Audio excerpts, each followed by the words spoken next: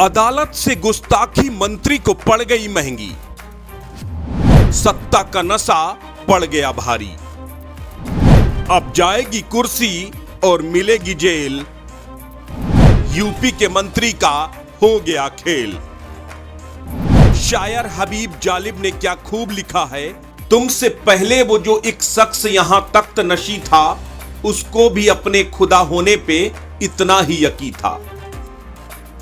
जब सत्ता का नशा सिर चढ़कर बोलता है तो इंसान की सोचने और समझने की शक्ति खत्म हो जाती है। उसे ना कानून का खौफ होता है ना पुलिस का। इसीलिए किसी ने कहा है कि जब परछाइयां कद से और बातें औकात से बड़ी होने लगे तो समझ लो कि सूरज डूबने ही वाला है। उत्तर प्रदेश सरकार के कैबिनेट मंत्री राकेश सचान का सूरज भी अब डूबने वाला है। उनके हाथ से सत्ता का रसूख जाने वाला है। अदालत से गुस्ताखी उन्हें महंगी पड़ने वाली है।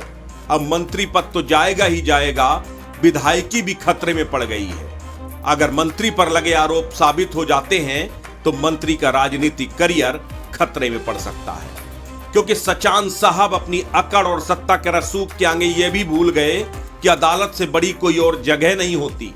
लेकिन वह अदालत को भी अपनी मातहत समझ बैठे और कर गए जज साहब की शान में गुस्ताखी। अवैध हथियार रखने के आरोप में उनको सजा का ऐलान क्या हुआ, उन्होंने अदालत परिसर में ही तांडव कर दिया।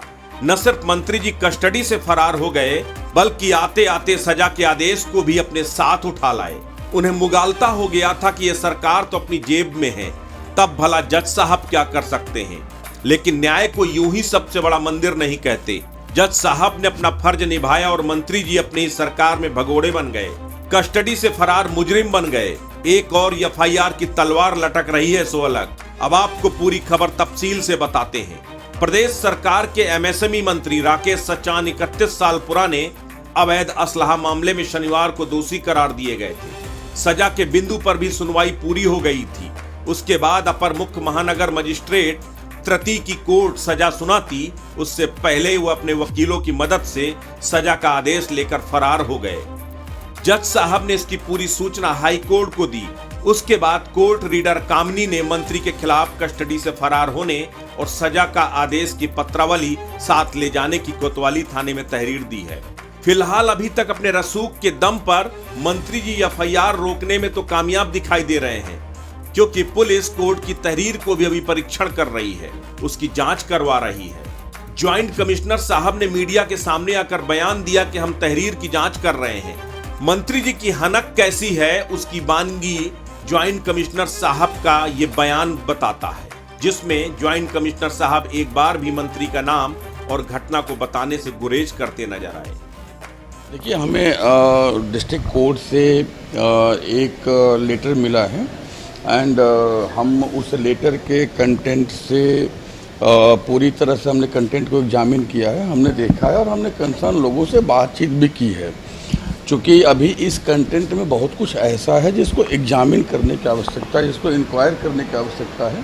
हम कोशिश कर रहे थे कि सारे लोग हमें अभी मिल जाएं, बट बहुत से ऐसे जो है स्टेक होल्डर्स हैं जिनके मोबाइल ऑफ हैं, बहुत से ऐसे लोग हैं जो अवेलेबल नहीं हो पा रहे हैं। तो हमने जो है अपनी इंक्वायरी को आगे बढ़ाया है और ये हमारी इंक्वायरी एसीपी कोतवाली फर्दर इसको आगे बढ़ाएंगे। हमारी और भी टीम के लोग हैं जो इस इंक्वायरी को कंडक्ट कर रहे हैं। तो once inquiry will be completed, जो भी उसका आउटकम होगा, जो भी उसमें इंग्रेडिएंट्स होंगे, जो भी लीगली हमें आगे जाने के लिए इंग्रेडिएंट्स मिलेंगे, हम विधि के अनुसार उसमें आगे बढ़ेंगे।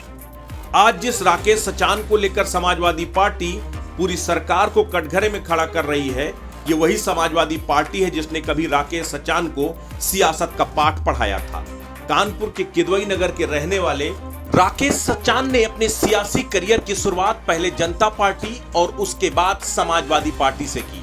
समाजवादी पार्टी से वह 1993 और 2002 में घाटमपुर विधानसभा सीट से विधायक रहे। 2009 में उन्होंने फतेहपुर लोकसभा सीट से चुनाव जीता। ये वही राकेश सचान है जो कभी मुलायम सिंह यादव और शिवपाल सिंह के बेहद करीबी माने जाते थे, लेकिन उसके बाद अखिलेश की बेरुखी से नाराज होकर उन्होंने कांग्रेस का दामन थाम लिया और 2022 विधानसभा चुनाव से पहले कांग्रेस छोड़कर भाजपा में शामिल हो गए। दिलचस्प बात यह है कि इस पूरे बवंडर के बावजूद देखिए किस तरह राकेश सचान अपनी सफाई दे रहे हैं। अच्छा, उसमें ऐसा कुछ सुनने में आ रहा है कि आपके वकील ने जो है न्यायालय के आदेश का जो है वो अरे यार न्यायालय ये सब भ्रामक प्रचार है, र्यूमर है।